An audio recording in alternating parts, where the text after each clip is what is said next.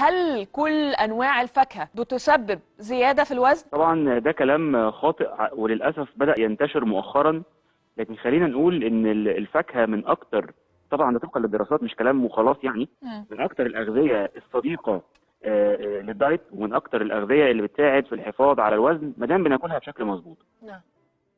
طيب يعني هل في مثلا مقدار معين؟